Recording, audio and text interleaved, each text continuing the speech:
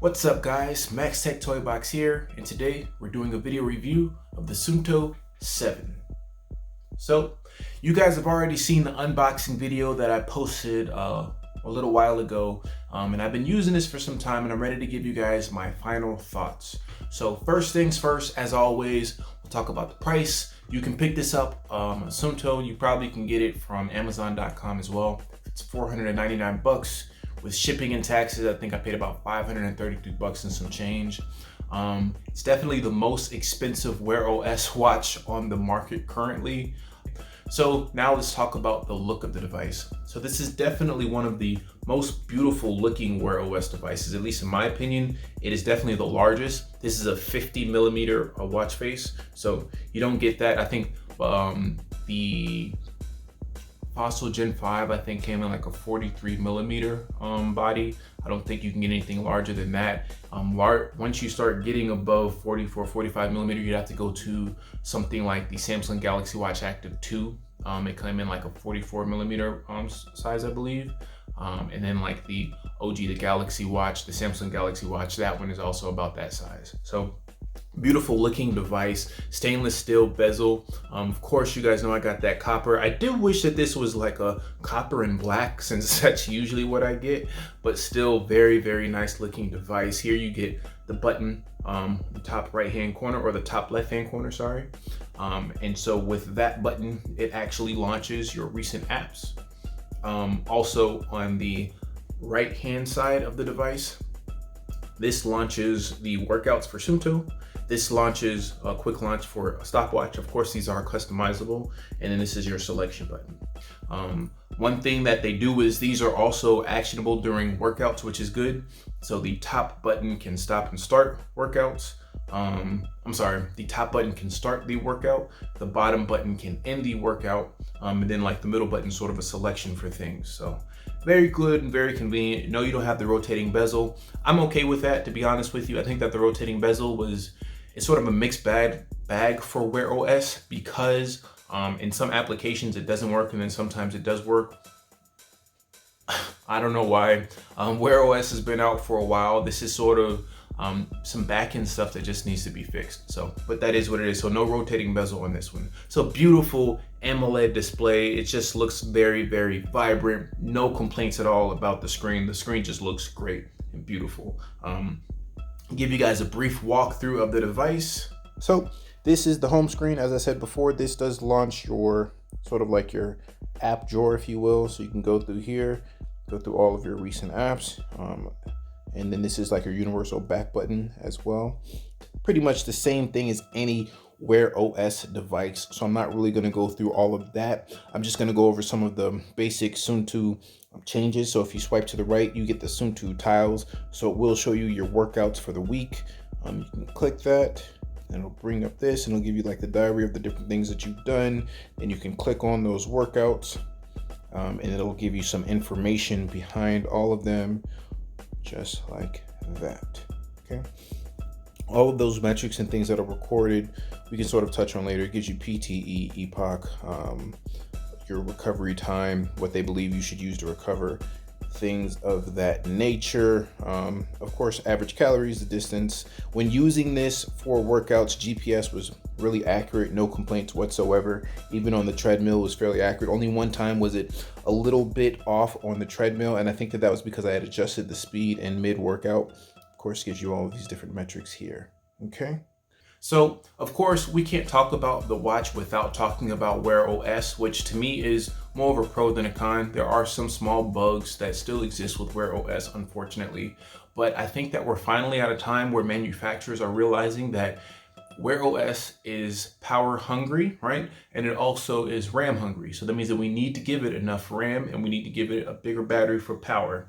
So this has 1 GB of RAM, no stutters, no issues whatsoever, flies through opening applications, no restarts, no forced reboots, nothing like that, which, as I told you guys before in my Fossil Gen 5 review, and even with the Mavoy TicWatch Pro 4G LTE, 1 GB of RAM is a necessary for any watch running Wear OS, and once it has that, it just works flawlessly, at least in my opinion. I haven't had any issues. Once you get down to half a gigabyte of RAM, things start to slow down a little bit, and it's just not user friendly. And unfortunately, it puts up sort of a bad taste in someone's mouth, because if you use something that has that lower amount of RAM, then you're more than likely not going to want to touch another Wear OS device. Okay, but with Wear OS, that means that you get features such as your voice to speech dictation. So if you get an incoming message, you can respond with your voice. You can ask Google questions, of course, directly from your wrist. You have different applications that are built in here and then that you can download from the Play Store. If you're comparing this to other smartwatches or you say operating systems in the space, Wear OS definitely has the most apps, second to what Apple has with the Apple Watch. And then after that, you get Tizen from Samsung that probably has the third amount. And then of course with Wear OS, that means that you get all of the different features in terms of changing watch faces and adjusting which face you want present on the screen. Now, what you do not get with this, unfortunately, is you do not get a speakerphone, so you cannot take and place phone calls from the device. Also, I didn't go over the hardware on the back here. This does have a built-in heart rate monitor, which, I mean, I'm pretty sure you guys knew because this is a fitness tracker, but I didn't state it, so I just wanted to go ahead and go over that. Also on the back here, you have your proprietary charging dock that charges this device, and it charges it fairly quickly. Not as fast as what Fossil is offering with their fast charging, but fairly quick. And these are 24mm watch straps. One of the things that Suunto really sort of bragged about is the fact that it worked hand in hand with Qualcomm's coprocessor on the Wear 3100 chipset. So no other manufacturer has done this. And so when the Wear 3100 chipset came out, you're supposed to be able to get better battery life with that coprocessor. Now, everyone else just assumed that because the chipset was announced and then you had these other devices that were running it, that they must have been utilizing that coprocessor. Apparently not. No one had actually tried to utilize the coprocessor, and now that explains why the battery life on devices since then have not been better, right? And everybody just attributed it to Wear OS.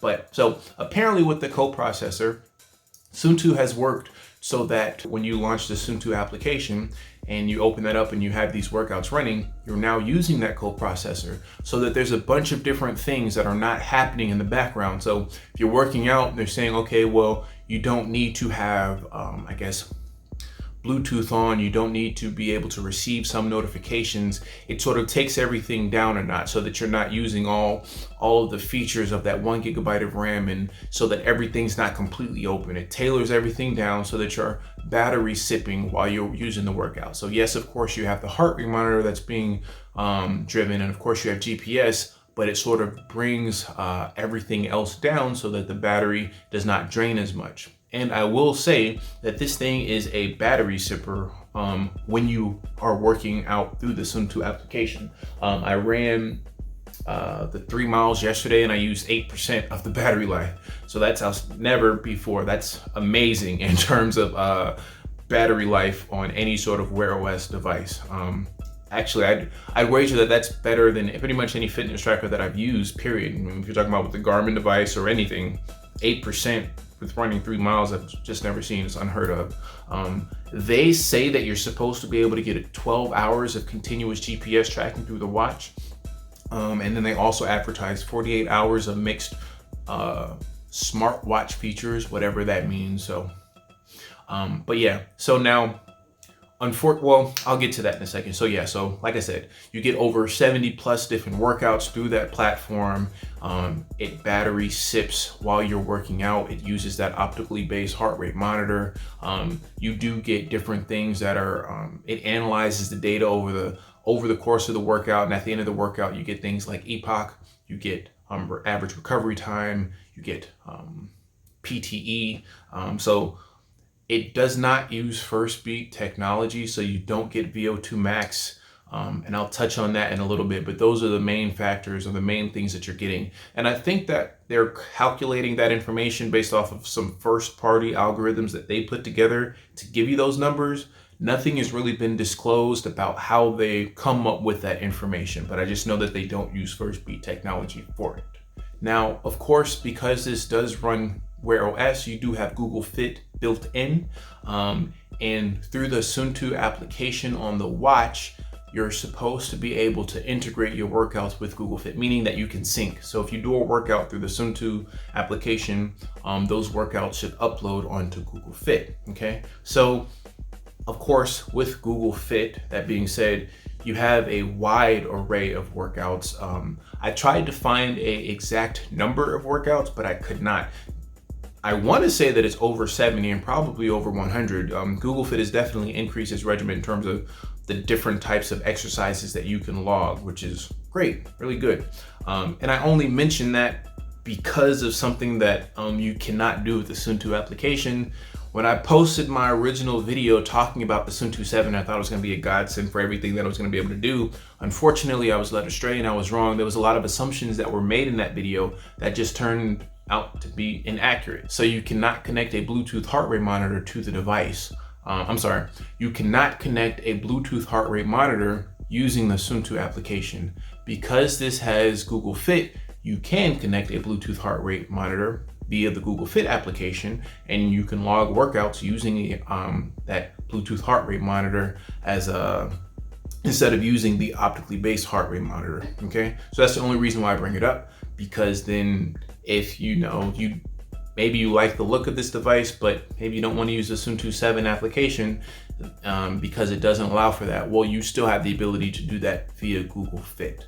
Also, another pro to, I guess you could say, using Google Fit is it does auto track workouts. So if you went for a walk or a run or something like that, it will automatically log to Google Fit. It does not record data such as heart rate monitoring though during those auto track workouts, and it doesn't pop up on the watch itself. It's more so after you've done that, you go into the Google Fit application and it'll say, hey, you did a mid-morning walk or a mid-morning jog, and it'll just have that information displayed. It'll show the time that it occurred and the distance that was traveled. So not the most robust in terms of features or information that's recorded like you get with the Samsung Galaxy Watch Active 2 or even through Garmin Connect's application, but at least those workouts are auto logged and they do at least award you could say points or heart points or move points for that workout. It's just that you don't get the heart rate monitoring for that.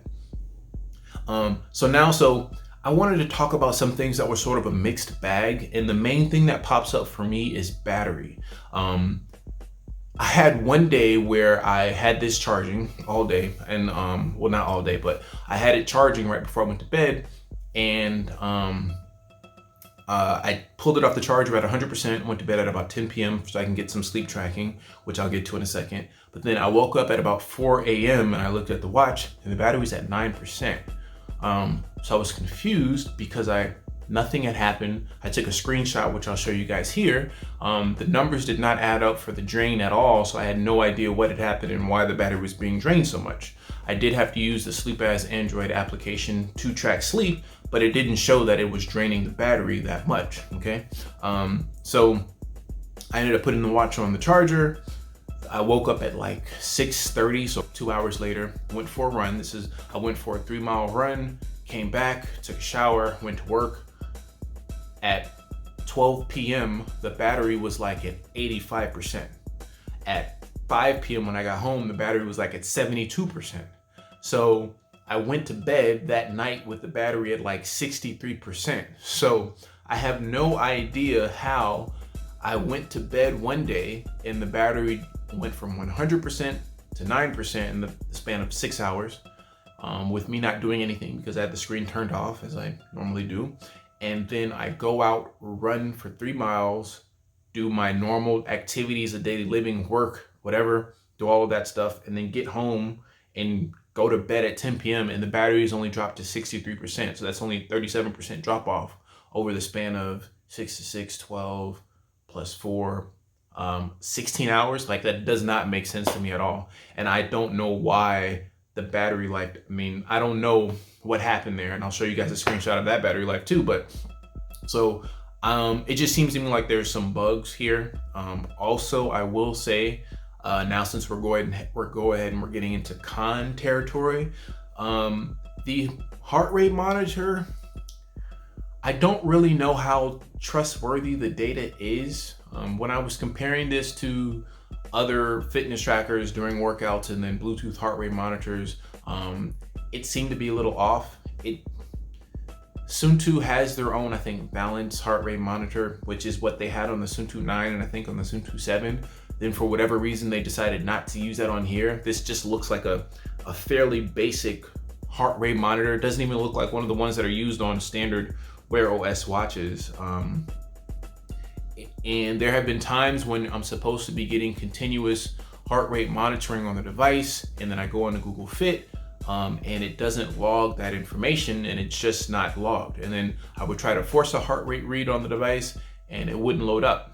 And then I downloaded a third-party application called Cardiogram to see if I could force a heart rate read on the device, and it just said sensor error. So again, I don't know if this more so just has to do with some bugs that are being ironed out still. But this is the final release of the product. This is not a review unit. I purchased this for $533, so it should be working the way that it's supposed to work. Now,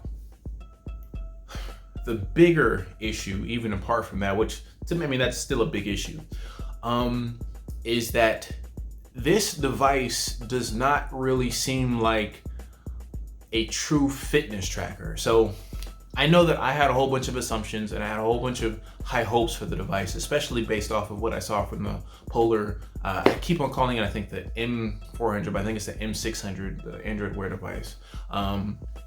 And of course, that was me making assumptions, and I shouldn't have done that. But when Suunto announced this, I assumed that we would be using the Suunto application that they already have to sort of navigate all of our fitness tracking features, and all of the workouts and everything like that would be right on the phone, right? So that we could go through and log, or not log, but look at those workouts and look at the information and look at the fitness features, the tracking measures, sleep tracking, calories burned, things of that nature, but you can't, which is weird.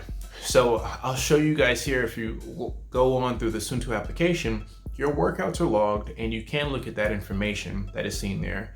Like I said, EPOC, PTE, TP, no VO2 max though, like I said before, but it doesn't count your steps. So if you go over to look at your step tracker, it says that you have to connect a watch or sync your watch so that you can get that information. This watch does not log steps through the Suunto application. This watch does not log calories burned to the Suunto application. This watch does not log sleep tracking through the Suunto application. All of those fitness features, apart from workouts, are logged or have to be logged through Google Fit. Now, part of me understands that because it is a little redundant. If you already have Google Fit that's tracking your steps, then you don't need Suunto to also track your steps. So cool, so I'm fine with that. But I think that means that there should just be coordination so that the Suunto application on the watch syncs with Google Fit on the phone, right? Or even on Google Fit on the watch, it doesn't matter. They should sync. And there's a part on the watch that says that you can sync with Google Fit. I have yet to have a workout that I've logged sync to Google Fit from the Suunto watch. Sometimes after I work out, I get a message that says error syncing with Google Fit, please log out and log in again. I've gotten that a couple of times. And so like I said, if there was integration between the two applications, it would be better, because from the user standpoint, like me, I do these reviews. So I'm gonna go ahead and do my due diligence to look up a whole bunch of information to see how I can get the most usefulness out of the watch. But somebody, my mom, my dad, my friend who works out, he's not gonna go through all that. He's gonna pull up the Suunto application. He's gonna look to see, okay, these are my workouts. Why are my calories not being logged? Why are my steps not being logged? Why is my sleep tracking not being logged? That should be something that's built in, especially based off of the reputation of what Suunto has already established from their other products. So I just don't get it. So if you want to get sleep tracking, also, you have to download another application called Sleep as Android. And this is not something that's told to you. I just know to do this because that's what I've had to do for all of my Wear OS devices in the past. And then Sleep as Android, I'll probably end up doing another review on that application because it's actually come a long way and it's pretty useful in the information that it provides. It still improved, but that's neither here nor there. So, and then that sleep tracking information gets logged on the Google Fit. So you have to pull up your workouts from the Suunto application on the phone, to look at the information that's logged there. Then you have to open up Google Fit to look at the steps, calories burned, and sleep tracking and all of that information from there. And I just don't know why. I don't know why. Also, something that I touched on a little bit earlier is that this doesn't use first beat technology. So you don't get things like VO2 max and things of that nature, or training peak and things like that. They're using some other first party algorithms to come up with PTE and EPOC and I think it's PT, I forget the name, but there are other metrics that are being recorded. Now, when you go to the application on the phone and you click it to see what that's supposed to mean, they give you a small little explanation of what it is, but they don't really give you the rest of the information. Like EPOC, for example, they didn't explain what EPOC really was, and then it didn't give a metric for how it's supposed to be measured. So like a chart. So like, let's say if you logged a workout and your EPOC was 103. Okay, so is that a good number? What's the chart look like? Does that number go up to 150? Does that number go to 105? Does it go to 200? Nothing. There's no information like that that's given. So, I mean, obviously if you had your VO2 max, you know what that range is, and you know if you're very good or a number that's like 55 or 54 is a fairly good number because it maxes out at a certain number, and you know this information, and that's what you get when you use FirstBeat. Why they decided to use their own first party algorithms to give this other information, I don't know. And then again, it's really head scratching if you've used something like the Suunto 9 or the Suunto 3.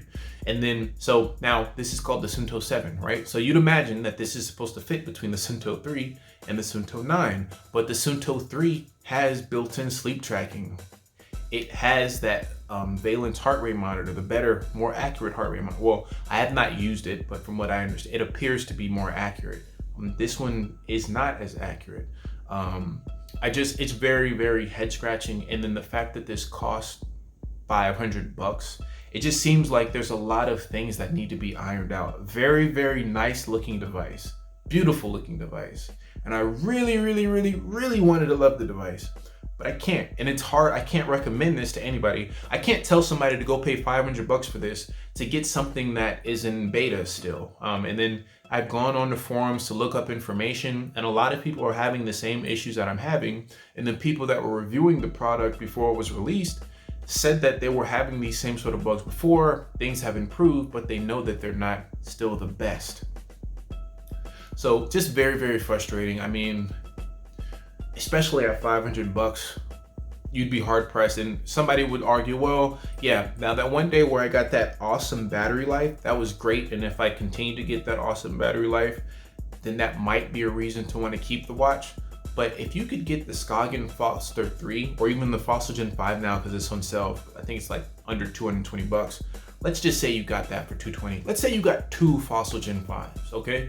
You could get them and still pay less money than you paid for this. And then your argument could be, well, I want to have one to work out, and then I'll have one that I wear for the rest of the day. And that would combat the whole battery issue, because you literally, most of the time, the reason why the Wear OS devices, the battery drains so much is because you're working out.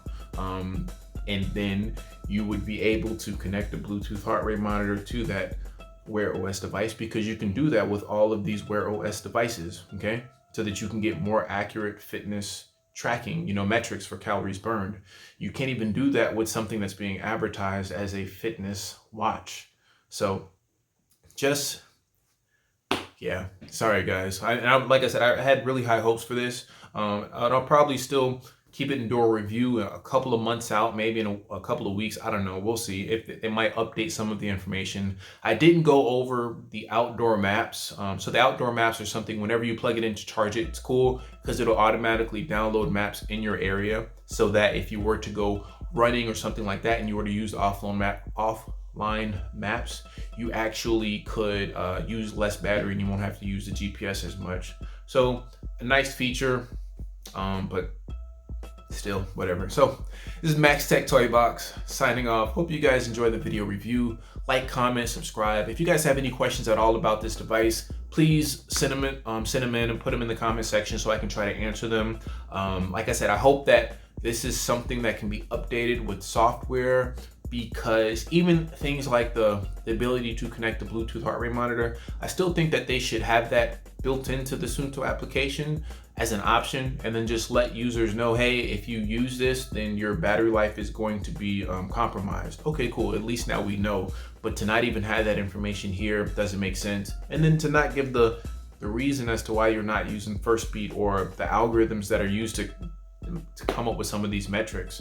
I just don't know if the metrics that you get recorded with this are enough to warrant that price. I don't know. To me, it doesn't seem like it.